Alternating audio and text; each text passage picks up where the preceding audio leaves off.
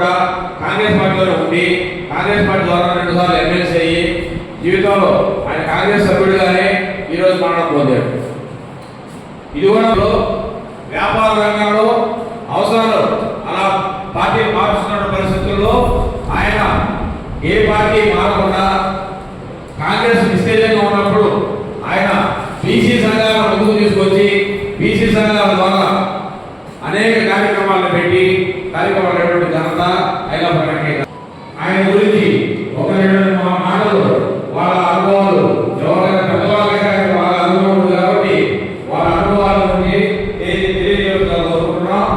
మొదటిగా విజయవాడలో శాలివాహన సంక్షేమ సంఘంలో ఆయన గురించి మనం స్మరించుకునే ముందు ఆయన మృతికి సంతాపంగా ఒక 2 నిమిషాల పాటు మౌనం పాటించవలసిందిగా కోరుతున్నాం. అందరూ లేచి నిలబడి మౌనం పాటిస్తాం.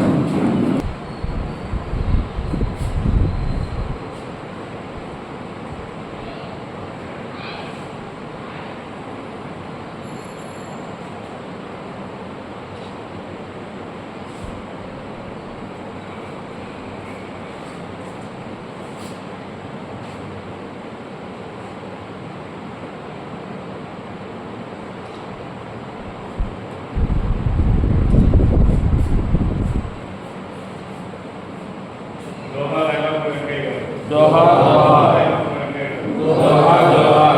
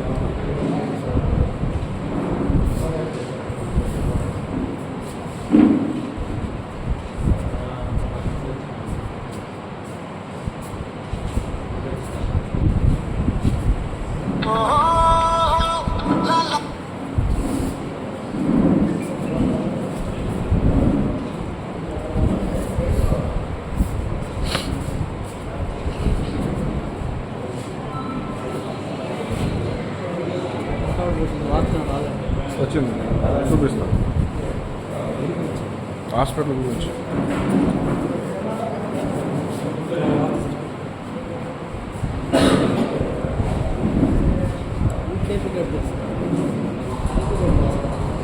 కేపీ వదిలేదు.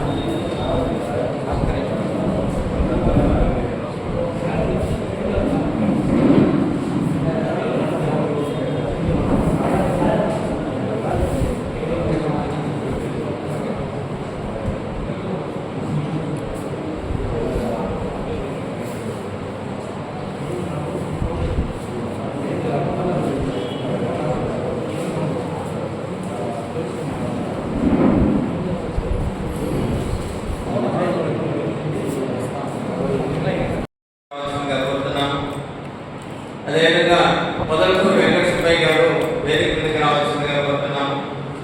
శాలివాహన సంఘ బుచ్చిరెడ్డిపాడు మండల గౌరవాధ్యక్షులుగా ఉంటారు. అదేవిధంగా కావలి వెంకటేశ్వర్లు గారు శాలివాహన సంఘ బుచ్చిరెడ్డి మురడిపాడు మండల నాయకులు కావుల వెంకటేశ్వర గారిని కూడా వేదిక మీదకి రావాల్సిందిగా కోరుతున్నాము. అదేవిధంగా దేపూర్ మాధవ్ గారు రజక సంఘానికి సంబంధించి మనం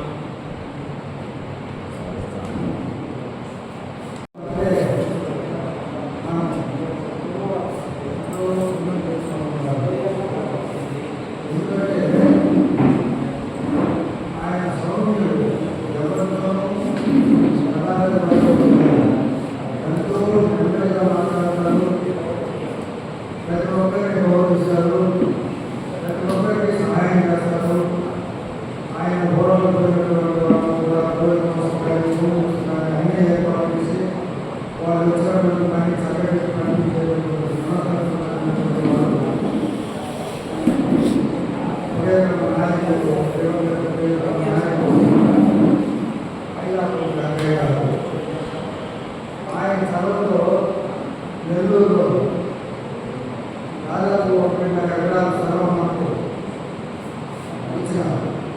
ఆ స్థలంలో దాదాపు 40 కోట్ల రూపాయలు విలువ చేసినటువంటి ఒక కళ్యాణ మండపాన్ని మనం నిర్మించుకోవడం ప్రతి గౌరవనీయులు శ్రీ ఐలాపురం వెంకయ్య గారి సంతాన సభకి చేసిన అనేక సంఘాల నాయకులకి కార్యకర్తలకి ఈ సంతాన సభ ఏర్పాటు చేసిన ముఖ్యులు కూడా ముందుగా నా నమస్కారాలు తెలియజేస్తున్నాను. ఏదైనా చూపించిన ప్రజలకు నమస్కారాలు తెలియజేసుకుంటూ ఐలాపురం వెంకయ్య గారు ఒక సామాన్య కుటుంబంలో నుండి ఆ రోజుల్లో అంటే స్వాతంత్రం వచ్చిన కొత్తల్లో ఆయన ఇంప్లిమెంట్ అయిపోయి స్వాతంత్రం వచ్చిన కొత్తల్లో ఇట్లాంటి ఆలోచన వచ్చే పరిస్థితి లేదు. బీసీ సంఘాల్లో ఉండేవాళ్ళు కానీ ఎలాంటి వ్యక్తులు కూడా ఇలాంటి ఆలోచన ముఖ్యంగా ఆ రోజుల్లో బీసీ సంఘాలంటే కూడా ప్రజలకు అర్థమయ్యే పరిస్థితి లేదు. అసలు సంఘాలు ఎందుకు పెట్టాలా, సంఘాల వల్ల మనకేదో ఉపయోగం, ఐక్యంగా ఎందుకు ఉండాలనే పరిస్థితుల్లో ఉండే రోజుల్లో ఇంత గొప్ప ఆలోచన చేశారు. చేయడమే కాదు, దాన్ని ఆయన జీవితం ముగింపు వరకు కూడా వీళ్ళందరితో సత్సంబంధాలు కొనసాగించారంటే ఆయన ఎంత గొప్ప అడ్మినిస్ట్రేటర్, అంటే చాలా గొప్ప సమన్వయకర్త. ఇంత గొప్ప లక్షణాలు ఉండే తప్ప ఈ సంఘాలన్నింటినీ కూడా ఆ తక్కువ రోజుల్లో, చదువు లేని రోజుల్లో, వృత్తి పనుల్లో బిజీగా ఉండే రోజుల్లో ఈ వృత్తి పనుదారులు అందరినీ చేసుకొచ్చి వాళ్ళ దగ్గర పోతులు పెట్టి వాళ్ళకి 2 మాటలు చెప్పాలన్నా కూడా వీలు పడే పరిస్థితి కాదు. ఆర్థిక సమస్యలు అంటే ఉండి పనులు దొరికే పరిస్థితి లేదు.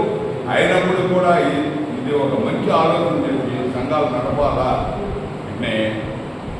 ఇలా అభ్యున్నతికి నేను కష్టపడాలా అనే ఒక ఆలోచన చేసిన గొప్ప వ్యక్తిత్వం కాబట్టి వారిని ప్రతి బీసీ నాయకుడు కూడా స్మరించుకోవాలి. ఎందుకంటే వాళ్ళ ఆశయాలను మనం ఒక ఆదర్శంగా తీసుకొని గత రాబోయే రోజుల్లో పనిచేయాల్సిన అవసరం ఎంతైనా ఉంది.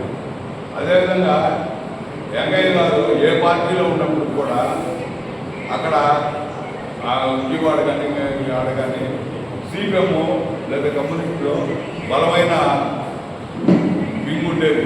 వాళ్ళందరితో కూడా రాజు గారు చెప్పినట్టు ఆ సంఘ అధ్యక్షులు కూడా వెంకయ్య గారిని గుర్తు చేసుకునే విధంగా ప్రవర్తించారంటే ఆయన ఎంతో గొప్ప లక్షణం. అది వాళ్ళతో ఎంతో సమన్వయకర్తగా ఉంటాడు. అట్నే అఖిల భారత స్థాయిలో కూడా అనేక సంఘాలతో, ఈ బీసీ సంఘాలతో ఆయన భావాలు కానీ ఆయన పనిచేయాలనే విధానం కానీ పంచుకొని వాళ్ళందరినీ కూడా కలుపుకొని వచ్చాడు. ఎందుకంటే ఇది ఒకడ ఆయన దాన్ని ఒక 30 సంవత్సరాలు వచ్చింటే 55లోనో 60లోనో స్థాపించినా కూడా అవి ఒక 40, ఒక 25, 65 సంవత్సరాలు ఇదే సంఘాన్ని ఆయనే అధ్యక్షుడిగా ఉండి కొనసాగించడం అంటే అది చిన్న విషయం కాదు. అసలు ఇంతమందిని మెప్పించడం చిన్న విషయం కాదు.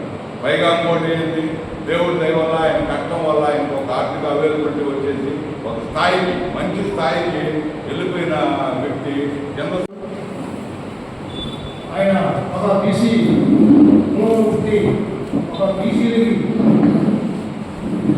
బీసీ సంఘాలకు కూడా అన్నిటికీ కూడా అన్ని వర్గాల సంఘాలకు కూడా ఆయన చేయడం ఆయన సరిపోవడం మన బీసీ సంఘాలకి చాలా ఆయన ఏది చాలా ఉండదు. కాబట్టి ఆయన ఆత్మకి శాంతి కలగాలని ఆ భగవంతుని పాటిస్తూ నిలవలుసుకుంటున్నాం. బీసీ కులాల అభ్యున్నతి కోసం పాటుపడిన మహోన్నత వ్యక్తి శ్రీ ఐలాపురం వెంకయ్య గారి సంస్మరణ సభను ఏర్పాటు చేసిన శారీవాద సంఘం పెద్దలకు అదేవిధంగా ఇక్కడ చేసినటువంటి బీసీ కులాల కుల సంఘ పెద్దలకు నమస్కారాలు తెలియజేసుకుంటున్నాను. అదేవిధంగా ఐలాపురం వెంకయ్య గారు నిన్న సాయంత్రం విజయవాడలో కన్నుమూయడం జరిగింది. వారి యొక్క పవిత్ర ఆత్మ శాంతి చేకూర ఏర్పాటు చేసి ఈ సభకు అధ్యక్షత వహిస్తున్నటువంటి పెద్దలు కృష్ణయ్య గారికి అదేవిధంగా వేదిక అలంకరించినటువంటి బీసీ సంఘ నేతలకు, వేదిక ఉన్నటువంటి బీసీ సంఘం నాయకులకు, కార్యకర్తలకు, వీరికి ఇచ్చేసినటువంటి ఎలక్ట్రానిక్ ప్రింట్ మీడియా సోదరులకు శిరస్సు మనస్ఫూర్తిగా నమస్కరిస్తున్నాను.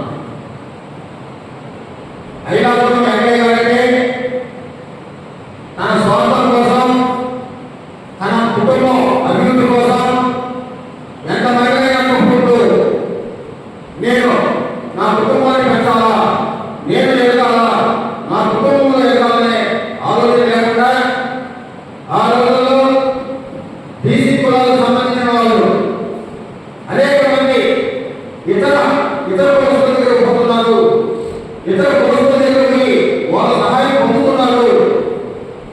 ఏదైనా ఇబ్బంది వస్తే బీసీ నేతల్లో నైపుణ్యాలు లేక, బీసీ నేతలకు ఐక్యత లేక ప్రతి సమస్యకి నా బీసీ కులస్తులు నేను కులస్తుల దగ్గరికి పోతున్నారు, వాళ్ళ దగ్గర నిలుచుకొని వాళ్ళ దగ్గర సమస్యను పరిష్కరించుకుంటున్నారు.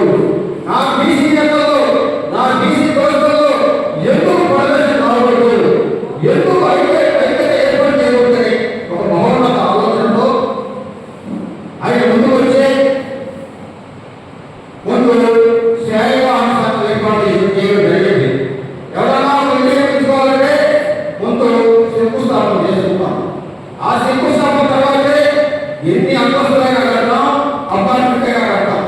అదేవిధంగా బీసీ కులాల్లో ఐక్యత తేవాలంటే ఒక నమ్మకం కావాలని చెప్పి వాహన కోసమై ఐక్యత నా బీసీలో ఉన్నటువంటి కొమ్మరి, పద్మశాలి, జ్ఞాన, వ్యస్త అనేక కులాల వాళ్ళు ప్రతి ఊరిలో కూడా ఒక ఐక్యత రావాలని చెప్పి బీసీ ఫెడరేషన్ ఏర్పాటు చేసింది.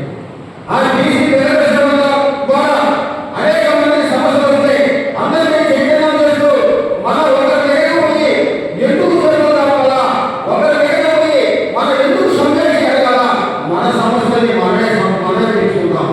మనం ఇంకోటి ఆలోచన ఎవరైనా సరే మన దగ్గరకు వచ్చి కూడా సమస్యలు పరిష్కరించుకునే విధంగా ఒక ఐక్యత ఏర్పడతామని చెప్పి బీసీ కుటుంబాలందరికీ ఒక ఫెడరేషన్ ఏర్పాటు చేసి ఒక ఉద్యమంలాగా దాన్ని ముందుకు తీసుకెళ్లి బీసీ కుటుంబాలలో చైతన్యం చేసినటువంటి మహోన్నతమైన వ్యక్తి ఐలాపురం వెంకయ్య గారు. ఆ వెంకయ్య గారు ఆయన చేసినటువంటి బీసీ కుటుంబాలను ఆదుకునేటువంటి విధానాన్ని చూసినటువంటి ఆనాటి రాష్ట్ర ప్రభుత్వాలు ఆయనకి ఎమ్మెల్సీకి అవకాశం ఇవ్వడం జరిగింది. ఆయనకి ఎమ్మెల్సీకి అవకాశం ఇచ్చిన తర్వాత నాకైతే నేను ఎమ్మెల్సీగా ఎక్కిపోయినాను, నేను బాగుందా, నా కుటుంబం బాగుండాలని అనుకోకుండా నాకు నా బీసీ కులస్తులలోనే నాకు ఎమ్మెల్సీగా 2 సార్లు నేను ఎన్నికయ్యాను. నా యొక్క బీసీ సమస్యలనే ఆ రీసౌండ్ వస్తుంది, మైక్ వాయిస్ క్లారిటీ రావట్లేదు. నా యొక్క బీసీ సమస్యలనే ఎమ్మెల్సీలు రాజ్యాంగబద్ధంగా చర్చించాలా, దానికి ఒక రాజ్యాంగబద్ధమైనటువంటి చట్టం తేవాలనే ఉద్దేశంతో జరిగిన ప్రతి శాసనమండలి సమావేశాల్లో బీసీ హక్కుల గురించి, బీసీ కోసం పడుతున్నటువంటి ఇబ్బందుల గురించి ఆ శాసనమండలిలో చర్చించి అక్కడ ఉన్న అందరికీ ఒక అవగాహన తెచ్చి బీసీ కులస్తులకి ఇబ్బందులు ఉన్నాయా, రెక్కాడికే బొక్కాన్ని బీసీ